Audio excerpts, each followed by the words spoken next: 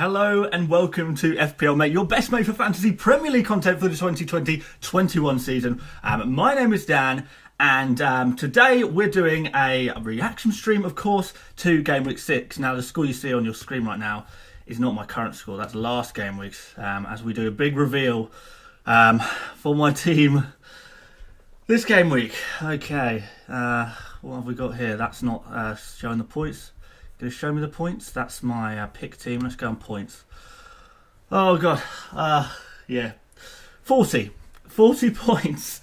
I think it's up to 43 after bonus points. So, yeah, you will see at the top it says 40. But I think Son is getting some bonus points, isn't he? So that'll be up to 43. Let me just double check that Son has indeed got those bonus points to take him to 43. Yes, Son is going to be on 11 points. So, wow, congratulations to anyone who did indeed captain him this game week, because that's quite a result, isn't it? So let's update that. 43 points is the final score for this game week. Not ideal.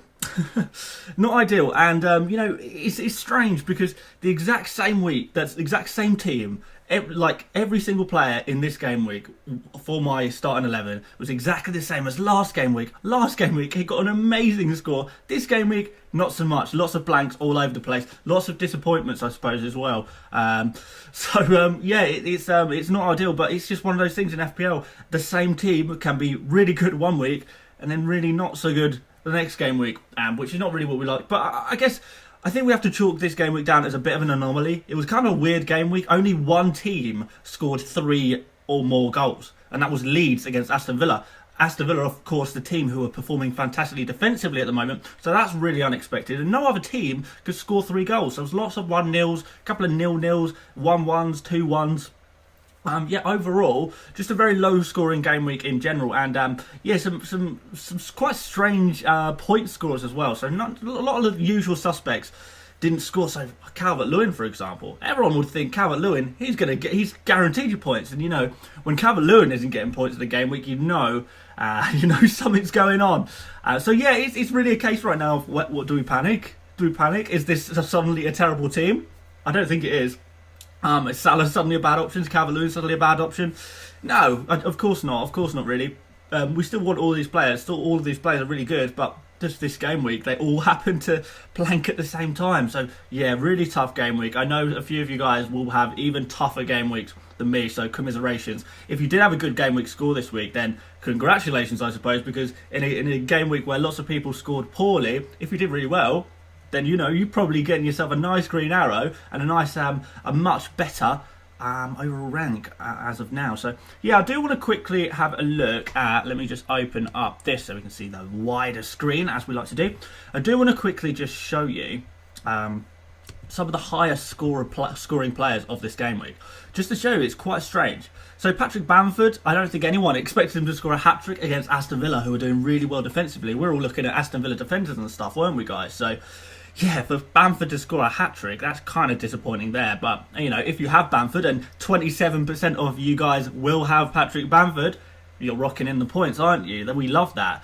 I don't love it personally, but, you know, you love that. Zaha, we've spoken about him a lot on the channel before, 13 points. Ward-Prowse, a bit of a strange one, only 1.9% ownership. He got 11 points. And look, the highest scoring players are not really that high, really. There's only a few guys over 10 points. 5 guys are on 10 points or more. If you include Son in that as well, that'd be 6 players on 10 or more points. Some other really strange highest point scorers are Zuba, Riederwald, Kearney, Jota, Firmino, of all people, Murphy, yeah, Robin Koch, Mane. Yeah, Mane's kind of, you know, a few of you guys have Mane. That's not a huge score though. Che Adams. I mean, just look at this list of players, and none of these are the really, really high ownership players. Aside from obviously, a lot of you guys will have Bamford and Zaha. But yeah, it's I guess one of those game weeks that's sort of defined by whether you have Bamford or Zaha. And if you don't have Bamford or Zaha, then you're not going to have too many points. And you know, I include myself in that demographic. And lots of us don't have Bamford or Zaha, but a lot of us do. A lot of you guys do, and you would have been reckoning those points. So, yeah, a weird game week. Definitely a weird game week. So, I'm not going to stream for too long tonight, just because I am quite tired. it is quite late at night for me, and yeah, work in the morning and all that. I'm sure some of you guys have got work in the morning as well, but we'll do half an hour tonight. We'll answer some of your questions and comments and talk about some of the topics you guys want to talk about. So get them in the chat now.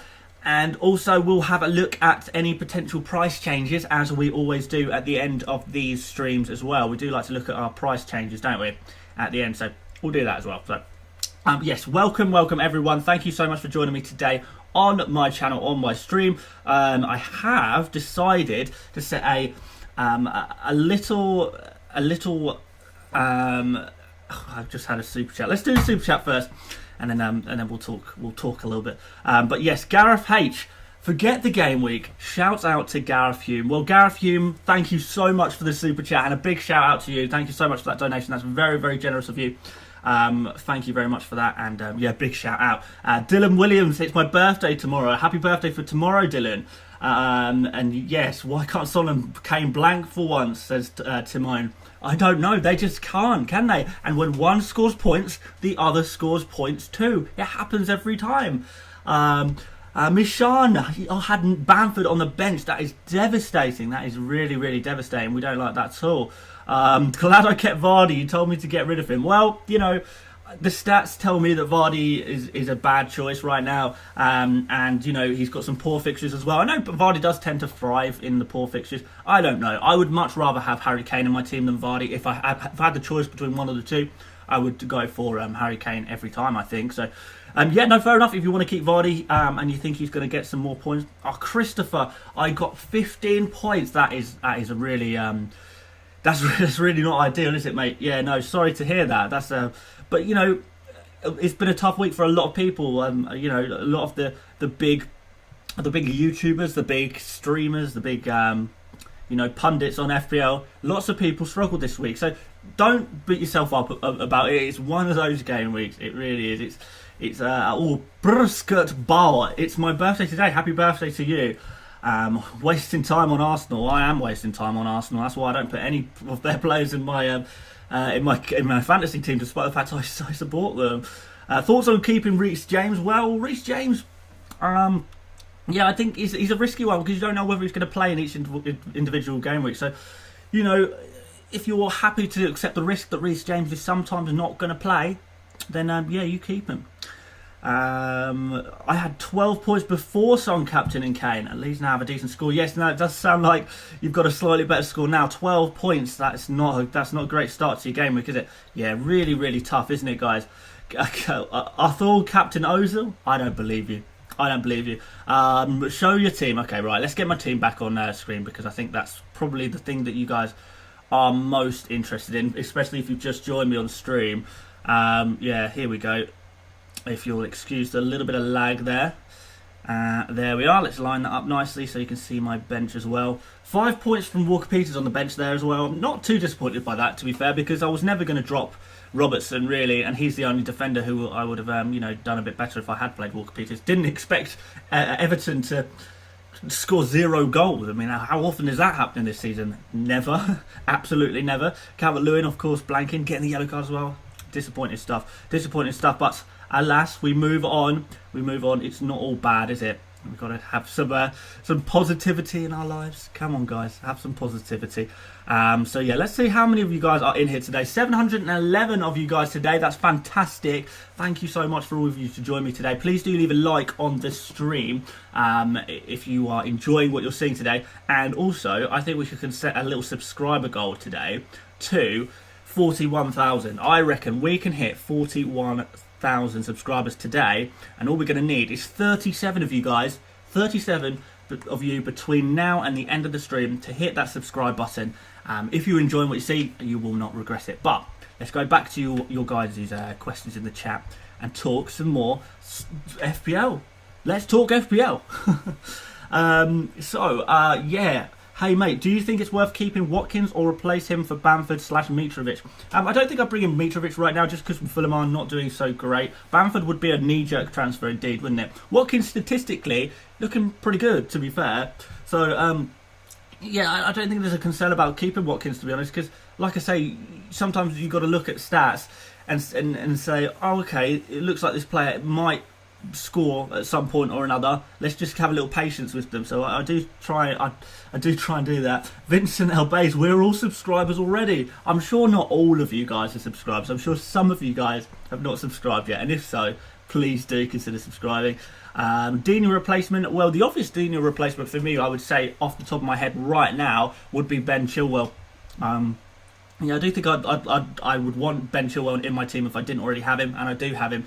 Perhaps we'll talk a little bit more about Ben Chilwell tomorrow in the buy, sell, keep, avoid video that I'll be putting up. Is Zaha essential? I don't know if Zaha is essential. He's doing quite well though, but Crystal Palace aren't, creating a lot of chances. The thing is, Crystal Palace have some really, really nice fixtures. So from that point of view, maybe Zaha is a kind of player you want to be going for, but it depends who you're taking out, really. The Undead Omen just subscribed. Excellent. Thank you so much, the Undead Omen. Hopefully you'll be a good omen for my channel going forward. Mitro captain against West Bromwich Albion. That sounds like a risky one. I'm not sure about that. But I mean, if you guys do have Mitrovic right now, I would definitely consider keeping Mitrovic just for this game against Fulham. No, West Ham, Fulham. He plays for Fulham. Yeah, just for their game against West Brom. I think there could be surely some goals in the West Brom against Fulham match. So, yeah, it might be worth keeping Mitrovic. Thank you so much for the super chat, Papa J. I see I haven't put a message in there. If you do have a message for me, please do try and put it in the chat, and I'll keep an eye out for it. Just so we can get your message to say thank you very much for your very kind super chat. Thank you so much for that. James or James for Zaha. I don't know really, because James has got this minor injury. We don't know what's going to happen. I am going to have to wait a little bit to see, because I've got 2 transfers banks right now, so that's a good position to be in, isn't it? So I've got 2 transfers banks, so I've got to use one of them this week. And I'm kind of waiting to see sort of injury news, because if James Rodriguez is definitely going to be out for this game week, perhaps I move him on. Yeah, perhaps I do move him on. Although I do like the look of Everton's fixtures going forward. But there are some other players that I quite like the look of, like Antonio. Antonio up front. I quite fancy going for him, but he's, again, potentially injured, so we'll have to wait and see on that. Papa J, you just said you're great. Thank you so much, man. I do appreciate that. I really do appreciate that. But yeah, I mean, let's have a little look at my potential transfers, because there's kind of 2 players I want right now, and they both play for West Ham. I've got 2 transfers in the bank. So yeah, let me try and explain to you kind of what I'm thinking. Because yeah, I've got to do 1 transfer this week, because I don't want to burn a transfer. I don't want to lose out on a transfer. But the thing is, I want West Ham players. I'm really liking the look of West Ham. But do I want to bring in West Ham players when they're about to play against Liverpool? I don't know if I do want to do that. But there's 2 players that I'm really, really looking at right now, and the 2 players are Antonio, as I mentioned. He's pretty cheap at the moment. I think he's 6.3 million. Yeah, there he is, 6.3 million. And I'm going to click on here, and we can look at his fixtures. And after he plays against Liverpool, Fulham at home, Sheffield United away, Aston Villa at home, Manchester United home, who are conceding a lot of goals to be fair, Leeds away, Crystal Palace at home. So although they're not amazing fixtures, look at them in comparison to the fixtures they've already had. Arsenal, Wolves, Leicester, Tottenham, Man City, and he still grabs 3 goals, a goal every other game during that time. So I just get the impression that when the fixtures turn a little bit, particularly that game against Fulham, which is looking really, really tasty, yeah, potentially there's going to be some goals for him there, and I kind of want to get on him. He's only 4% owned, so he's going to be a bit of a differential, which would be quite nice indeed.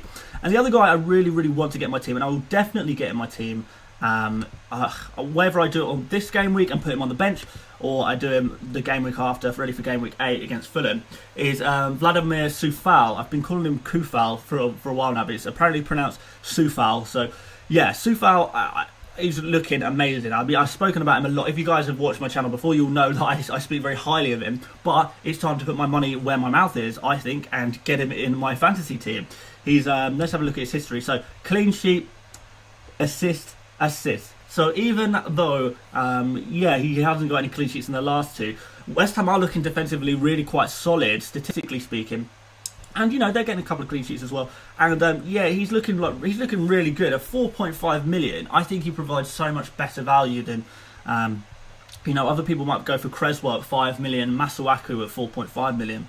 I think Soufal's the one to go for out of all of them. He's going to be the first choice right back every single game. Going to pick up clean sheet points if West Ham do continue to keep these clean sheets.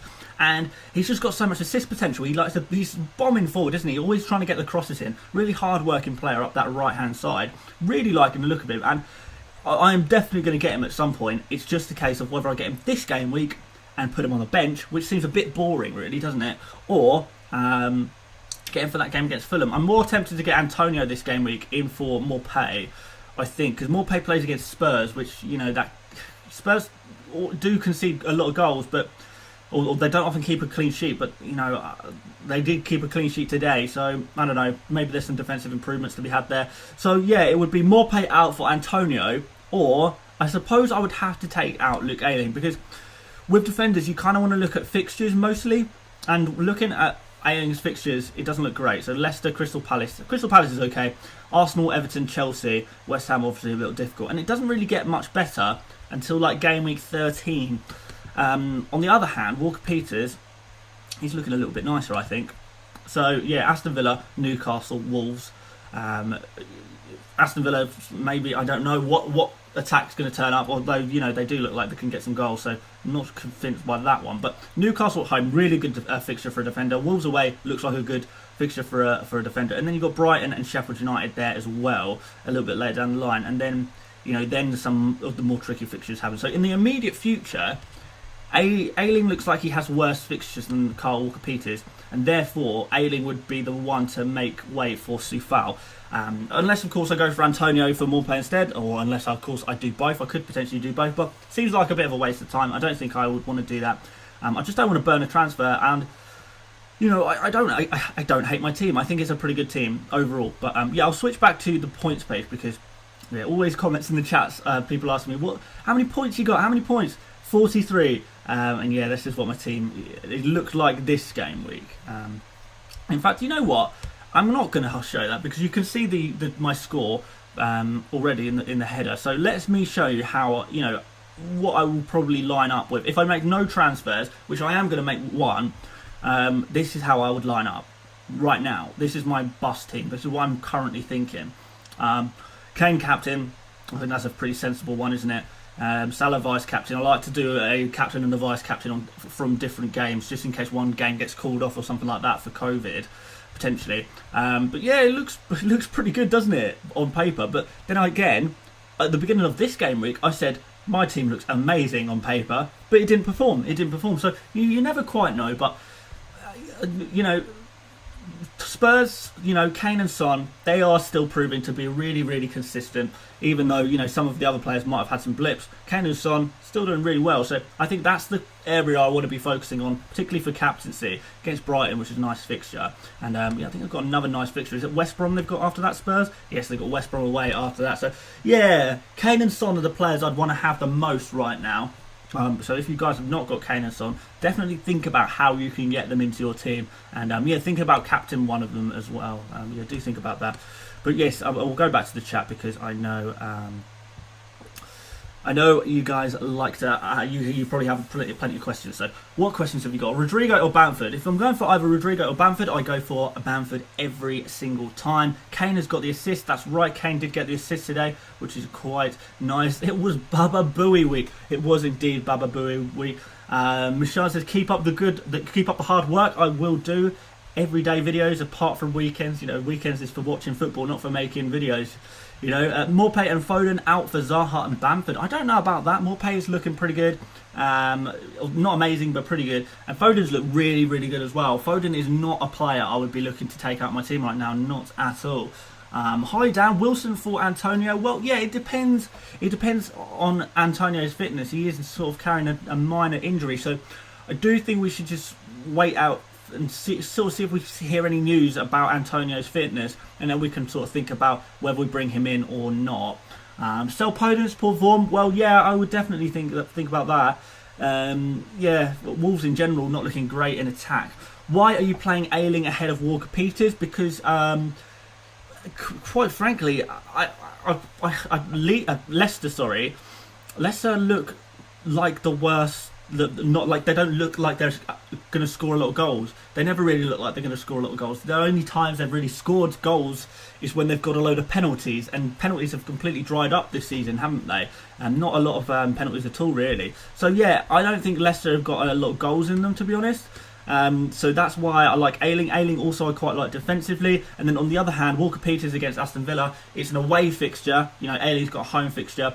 Southampton have been, I think, a little bit worse defensively, and Walker-Peters is picking up so many yellow cards. It's really frustrating me that even when he gets clean sheets, he's only sort of picking up 5 points, which is not really what we want. We want a little bit more than that.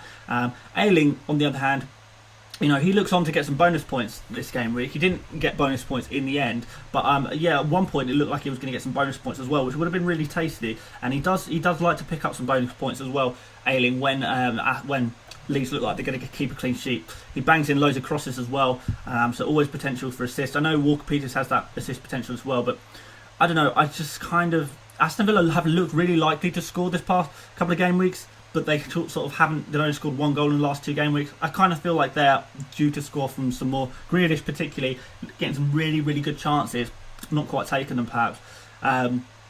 But yeah, he's definitely going to come good again, surely. And you know, Southampton at home is not a bad fixture to do that in. So yeah, I'm not. I would think that Ayling is more likely to keep a clean sheet in this game week. Maybe I'm wrong. Maybe I'm right. We'll see. But right now, the way I'm thinking is that, well, yeah, that's how I'm thinking right now. Might change my mind. You know, we'll make a team selection video on Wednesday, and I'll sort of try and make some more final decisions. But yeah, Adam Bjorkander, I am an Arsenal fan, so I don't have Kane or Son. It hurts my FPL a lot. Yeah, as you can see, I'm an Arsenal fan as well. But I do have Kane and Son because they're just the best. They're just the best FPL assets right now. They're the best FPL players to have. You've got to, if you want to do well at FPL, you've got to have them. What are your thoughts? What do you think of Zuma? I don't really like Zuma as an FPL asset. I think he's too expensive. Yeah, too expensive for what he offers. What he offers is basically clean sheets, and you know, one random game every 20 games he might get a header from a corner. Yeah, that's not enough for me for 5 million. I think he might even be 5.1 million now. People are jumping on Zuma for some reason. Potential bonus points, I guess, but you know, with all that firepower Chelsea have up front, you would think that, you know, maybe he will get some, that Chelsea will get a lot of goals, and that will take bonus points away from the defenders, of course. So yeah, no, not keen on Zuma. If I'm going for a Chelsea defender, I'm going for Chilwell every single time. So if you are looking to bring in a Chelsea defender, yeah, go for Chilwell. You play Foot Champs? Yes, I do play Foot Champs. A little bit of a tragic day today. I finished it off today. I ended up on 17 wins. I really thought I was going to get 20 wins this week, but I finished on 17, which is not ideal. Maybe we can go for 20 wins in Foot Champs next week.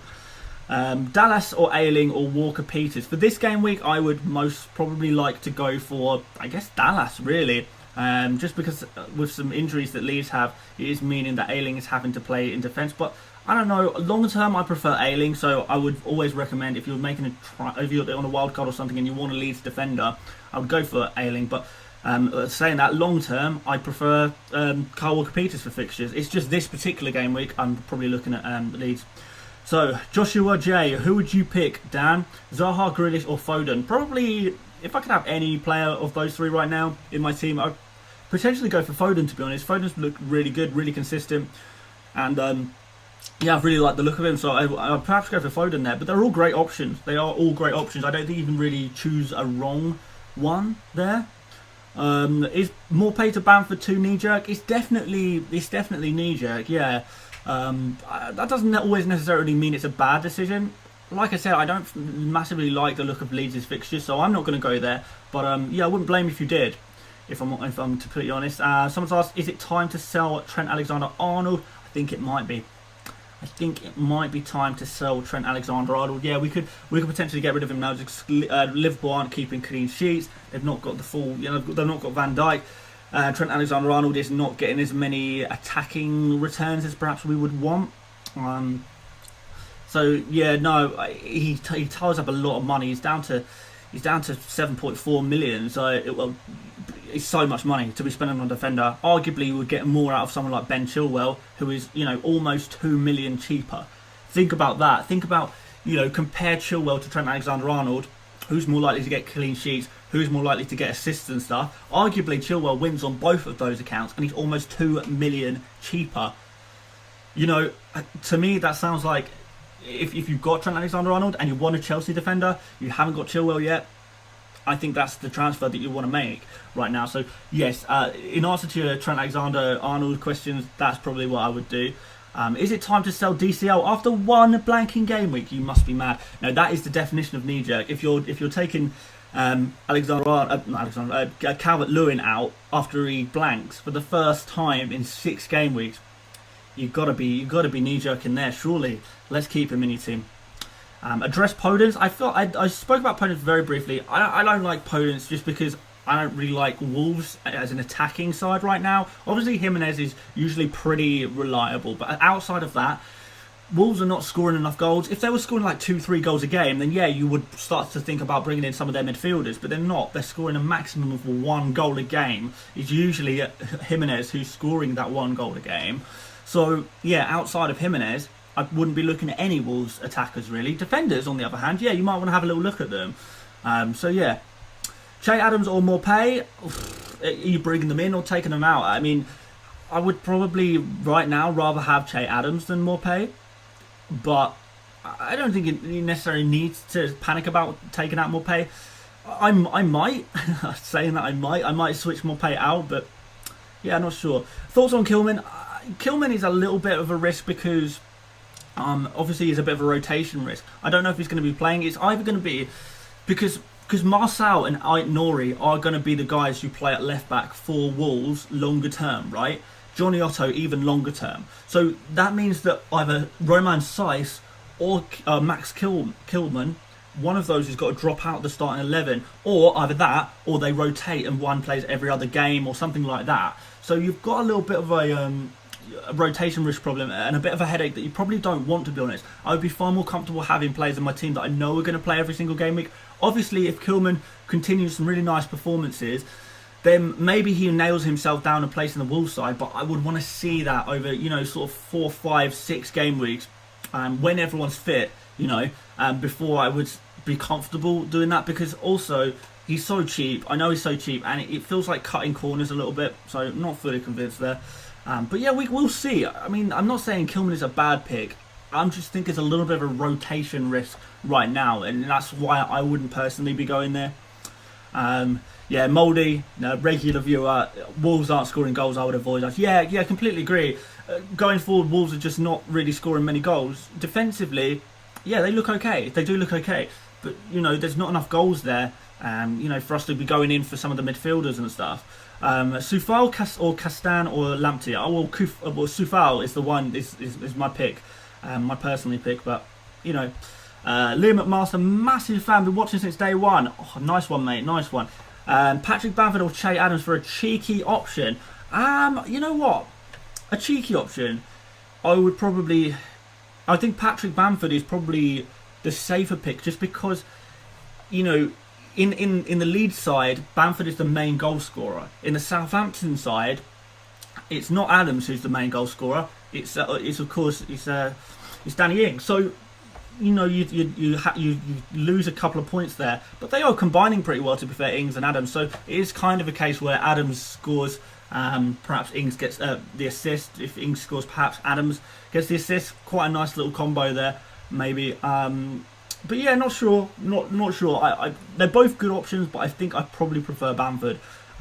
Just because he's the main man at Leeds for scoring goals, and what's happened to him? He's suddenly such an amazing player. Like, if he had any of the form of any of the opportunities that he was having to score last season, but the prolificness of this season, he would have had like a 40 goal season last year. Vince Barry has kindly given me a super chat. Thank you so much, Vince. Do you think Rodriguez is overperforming? Thoughts on Jota as a replacement? If he starts playing regularly, he could be phenomenal value. Do I think Rodriguez is overperforming? First of all, I guess no. I don't think he's overperforming. He is.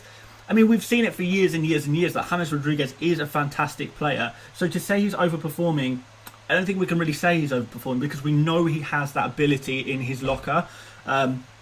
So although perhaps we thought, oh, he might have lost his touch a little bit, he's proving that he can still play it really well at the highest level. He's had a couple of minor injuries recently, which is why perhaps he hasn't been in his top form over the last 2 game weeks. But when he's back to being his normal self, I think he could be good. But if it does turn out that he's not going to be playing this game week, then perhaps we do think about moving him on. Jota, I should say Jota because the Portuguese pronunciation is Jota. Jota as a replacement, he could, if he starts, he could be amazing value. But you do take that risk of whether he is going to start. I thought Liverpool's lineup was a bit strange. I didn't expect to have all 4 of those attacking players playing in the team at the same time. But Jota played really well. He got a goal and an assist, right? If he off the back of that performance, he starts performing or playing regularly as a sort of, I don't know, as part of a weird 4-man Liverpool attack, then that's pretty good, right? But I don't know if Liverpool and Jurgen Klopp will go for that 4 guys in a tag formation every single game. I think it was more because Sheffield United are quite a defensive team, so they're a good kind of team that you can really go all out attack on, and they're not really going to punish you for going all out attack on them. Plus, the way they defend, sometimes it's beneficial to have that extra attacker there. So they really did go for it, Liverpool, against Sheffield United in terms of their lineup, just to try and break through, I guess. I don't think that's going to be something that's happening every week, so do accept the risk. I don't think Jota is someone we immediately want to be going for. Maybe let's see. I'm just not convinced yet. So should I sell Bruno Fernandez? I don't think there should be in any rush to sell Bruno Fernandez. Apart from yourself, who was your favourite FPL pundit / content creator? Well, I think I would have to say Let's Talk FPL. So pretty much all last season I watched Let's Talk FPL pretty much every week. This season, unfortunately, I haven't had as much time to watch other FPL creators. I do try and catch a little bit now and again, maybe on the background when I'm working, but I can't watch quite as much time just because I'm spending so much time making videos. It's kind of difficult. But love Let's Talk FPL. I think he's fantastic. I've had the pleasure of chatting with him a couple of times, and he seems like a really nice bloke as well. So he's my favourite FPL content creator, apart from myself. Obviously, I wouldn't pick myself. Dallas Gretch, what are your thoughts on James Justin? Thank you very much for the Australian donation and super chat. James Justin is, he picks up FPL points, doesn't he? He does pick up FPL points, but I just don't. For some reason, I'm not fully convinced. I know Ricardo Pereira has had a slight setback, which means that maybe Justin is going to be playing slightly less minutes. I don't know. James Justin is super cheap. I would definitely be keeping him in my team if I already had him. But I mean, I say that to be fair. Leicester have pretty rubbish fixtures, but still, I would probably keep James Justin if I had him. But now is definitely not a time where I would be bringing in James Justin into my fantasy team, just because bad fixtures, really bad fixtures, in fact, and just the fact that Pereira is going to be coming back, and that's probably going to mean that James Justin is not going to have as much game time, if any. So not so keen on him going forward. But if you have him, don't think you do the transfer out. Okay, so Pulisic and Watkins, stick or twist? I have 2 free transfers. Stick on both accounts, really. I think Chelsea have some really nice fixtures, and I'm kind of considering looking at some Chelsea attacking options. Pulisic could be a good one. I don't think they're players I want to be transferring out necessarily. Watkins, again, looking statistically good, so I wouldn't be in a rush to take him out. Mane in for Salah? No way. Never do Mane for Salah, because they're just so equal. One will score high one game week, the other will score nicely. The next game week, they'll take it in turns. Getting the high game week scores, and you know what inevitably happens as soon as you do the swap. Say you've got Mane and you do the swap to Salah, Mane's going to bang. And if you have Salah in your team and you do the swap to Mane, that's going to be the week that Salah bangs. So I just don't waste a transfer on that one, I don't think. Do you like Havertz? He's okay. I like him quite a lot. What I don't like is there's so many Chelsea attacking players that the points are going to be shared out between all of them. I like a player who is going to be, the king of the team, if you like, getting all of the points for them from their respective teams. Sort of like I don't know, who's a good example of that? Harry Kane and Son, they're the two guys who will get all the points, whereas for Chelsea, the points are going to be shared between Werner, Pulisic, Ziyech, obviously Havertz, and all of these different players are going to be picking up points at different times. Tammy Abraham perhaps, Olivier Giroud if he plays. All of these different players are going to be getting the points, whereas, because they're sharing it, that means on average they're going to get less points, I think. Will you replace Morpay? Potentially. He's one of the players I'm looking at transferring out. Thoughts on Cancelo, Rashford and Klein? Klein could be interesting. I don't actually know how much Klein is. If he's 4.5 million, I'll potentially have a look at him, just because Crystal Palace's fixtures for defence look really good. So yeah, another team that I'd be looking at if you are looking for defenders is Crystal Palace, because they do look like they can eke out a clean sheet, and they've got some really nice fixtures for their defenders as well. So do check that out. Edward Fricker says, "Do I need Kane?" I would say yes. You do need Kane. He's pretty essential right now, isn't he? He's just performing so well. So yeah, do consider getting him in. Okay, so before I finish off, we are going to have a look at some price changes. And we need 7 more subscribers to hit 41,000. So if 7 of you guys who are not subscribed could hit that subscribe button for excellent FPL content every single day, pretty much every single day anyway, please do consider subscribing. I would absolutely love it if you could do that for me. And yeah, of course, like the stream if you haven't done already. Very quickly, if I can get up this page, because I am going to finish soon, because like I said, I'm pretty tired. I do need to go to bed, and I do need to start work on tomorrow's video as well. Lots to do, busy life for FPL Mate, as always. Very quickly, patreon.com/FPL Mate. The link is in the description if you fancy supporting this channel longer term. It'll be super appreciated, and there's plenty of rewards in there. If you want to help support the channel, and you can join like a chat room and talk to me and some of the other guys.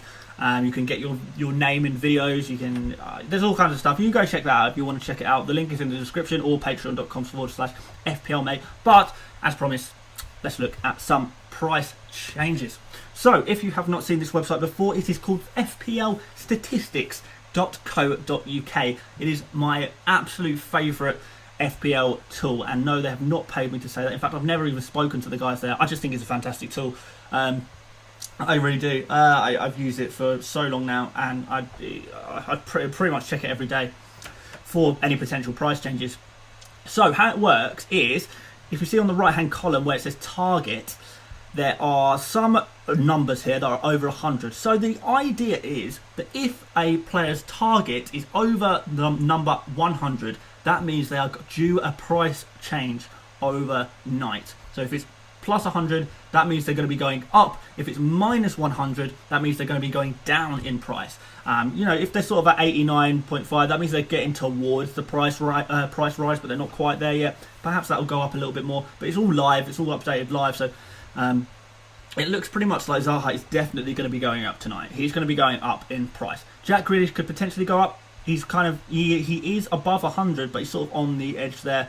So depends how many more people transfer him out, I guess. Sice looks like he's going to go up as well. So if you are thinking about moving on Sice and you want to beat the price change, he's another guy you could go for. Jorginho, no, I don't think so. McGinn, yeah. Forster, some of these other guys I would not even be looking at, if I'm honest. Calvert-Lewin is actually going down. You can see on the right hand side the arrows. If it's a blue arrow, that means they're going up currently. More and more people are bringing them in. If it's a red arrow, it means they're going down. The more little arrows you can see there, the more they're going, the more transfers that are being brought in / out. So yeah, Calvert-Lewin does look like he's on the way down, but his target is still at 83.8. So he's nowhere near a price drop, but people are selling him apparently. Well, more for you, I say. I mean, the more people sell him, the better it is for us guys who are going to be keeping Calvert-Lewin. So that's pretty good, right? And then we'll go and have a look and see if any players are going down in price as well. Thiago at Liverpool, no surprise, he's injured. Diop, Baldock, Bryan, Egan, and Webster. Yeah, no one really that popular. There's some other players that could potentially be going down here, but none of them too popular. Pope potentially going down. Yeah, I'm not surprised really. Pope has been a big disappointment so far this season. He's so expensive as well, so Yeah, guys, if you do have Pope, I usually don't recommend transferring a goalkeeper, but if you do have Pope, I would seriously consider making a switch and freeing up some of that money, because he's really expensive and he's not getting points. So it could actually be worthwhile you making that goalkeeper transfer, even though usually I would say never transfer your goalkeeper, just wait till your next wild card.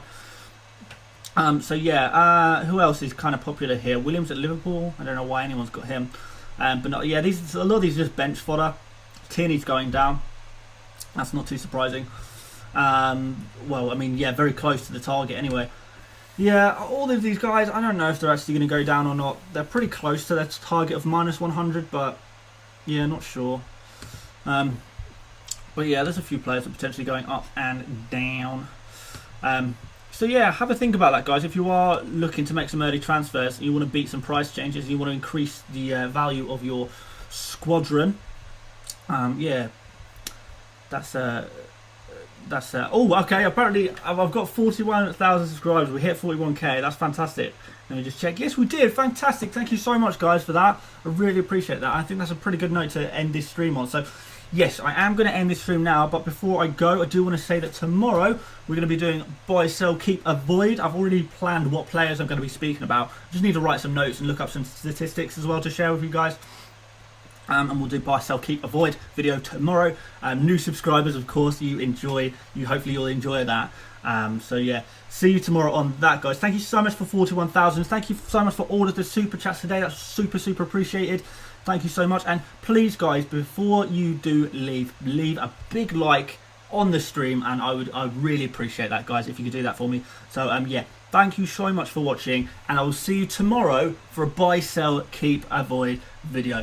Catch you then. See you later, mates. Bye bye.